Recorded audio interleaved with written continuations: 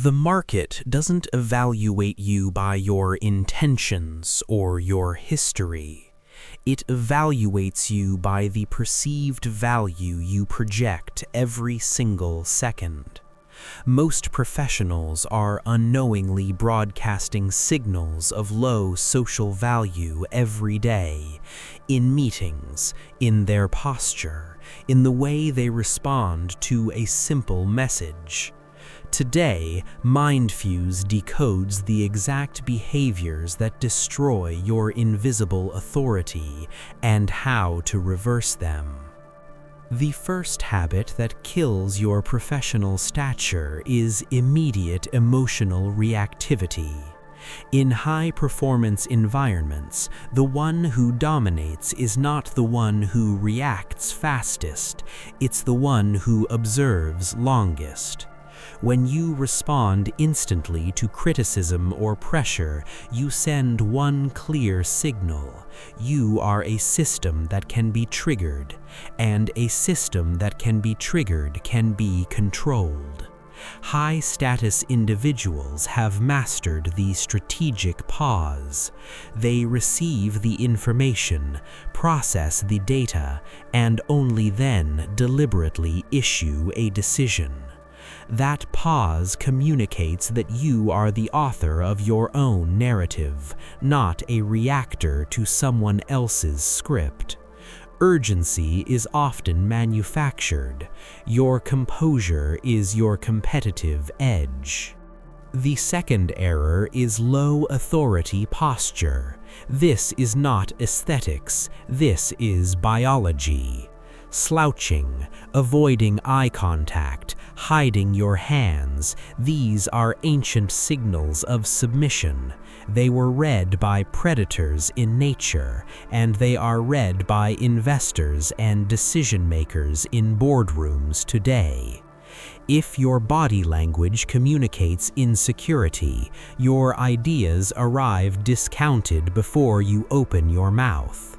The fix is intentional command posture, occupying your space with full presence, shoulders back, eye contact steady, hands visible and calm.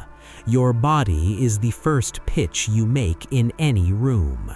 Make sure it communicates you are a low-risk, high-return investment before a single word is spoken.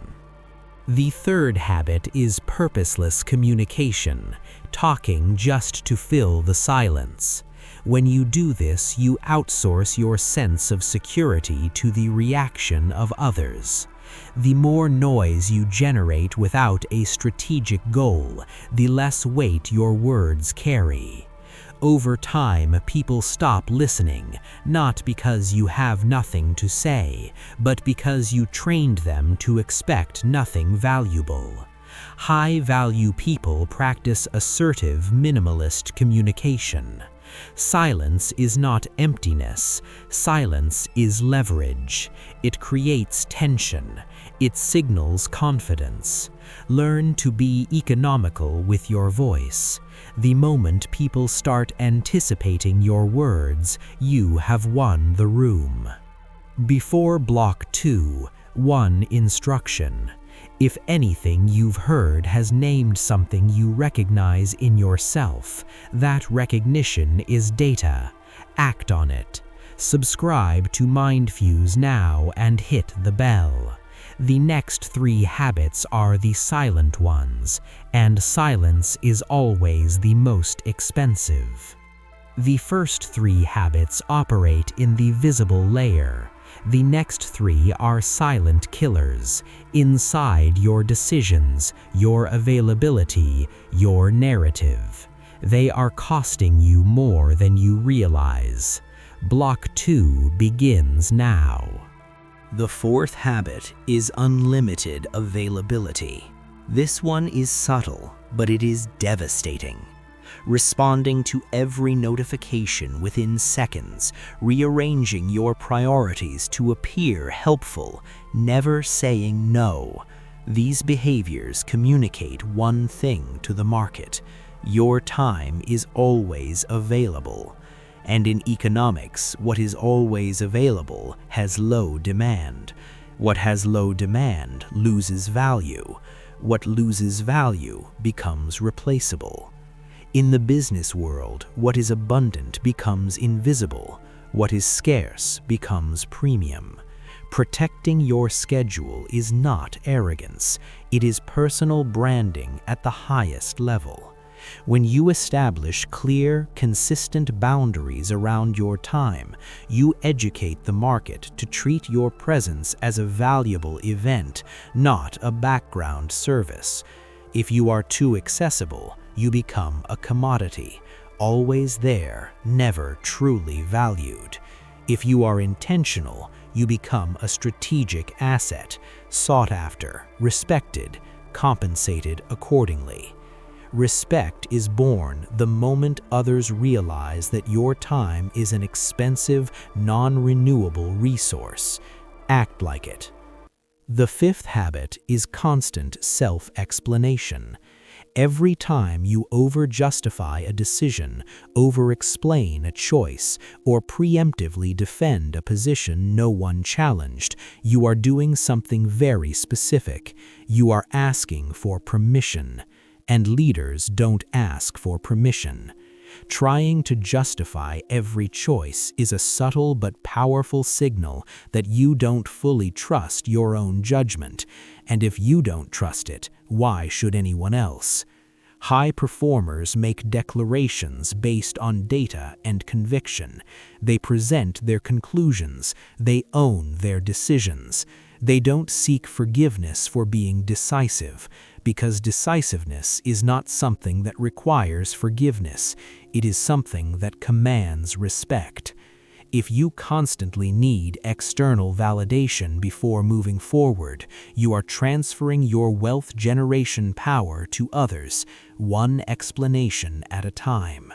The correction is executive clarity. Make your decision, back it with results, and let your ROI speak for itself.